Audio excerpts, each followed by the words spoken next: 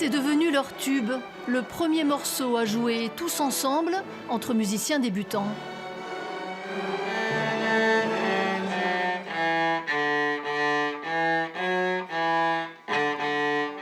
Un hymne qui porte la joie de la musique classique dans des foyers où elle n'avait jusque-là pas osé entrer. C'est une surprise parce que c'est une première. Parce que moi, les violons, les violoncelles, je ne le voyais qu'à la télé. Je n'avais pas imaginé qu'un jour, c'est ma propre fille qui va jouer. Et ça, je suis vraiment fière. À écouter jouer Amina, on voit bien que la rencontre s'est faite entre l'écolière et le violoncelle qui lui a été confié pour rejoindre l'orchestre d'Emos de Mulhouse. L'instrument, il est arrivé dans sa vie par magie. Par magie, ça veut dire quoi?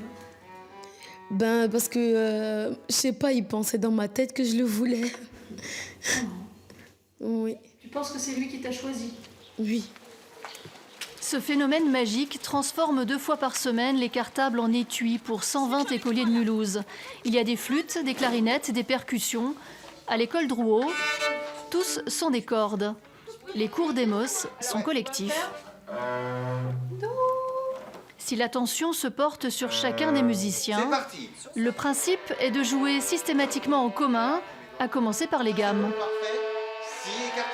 La surprise, pour moi qui enseigne donc au Conservatoire de Mulhouse, c'est de voir qu'on a quasiment une progression équivalente à celle de nos enfants qui sont en cours individuel, puisque dès qu'on fait une remarque, elle est assimilée par 15 personnes au lieu d'une, un peu comme en classe à l'école finalement.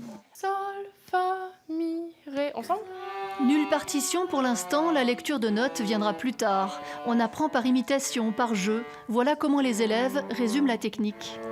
On chante comme ça, en fait, on l'apprend par cœur. Et dans l'instrument, ça posera pas de problème quand on le jouera. 3, 4. Ça a l'air si simple. Les enfants d'Emos deviennent musiciens à vitesse grand V. Parce qu'ils dansent, chantent, acquièrent des réflexes d'audition et de coordination qui permettent ce petit miracle. Un projet social à 1 million d'euros sur 3 ans pour la ville de Mulhouse qui compte accompagner les musiciens au-delà du concert final de 2020. Et nous, ce qu'on voudrait sur Mulhouse, c'est que ces enfants puissent continuer après quand ils seront en 6e. Donc c'est tout l'objectif qu'on a maintenant, c'est de travailler dès à présent avec la Philharmonie pour l'après d'Emos. D'ici là, ces enfants se produiront plusieurs fois sur scène à Mulhouse. 120 familles sont ainsi entraînées dans un projet musical motivant aux résultats saisissants.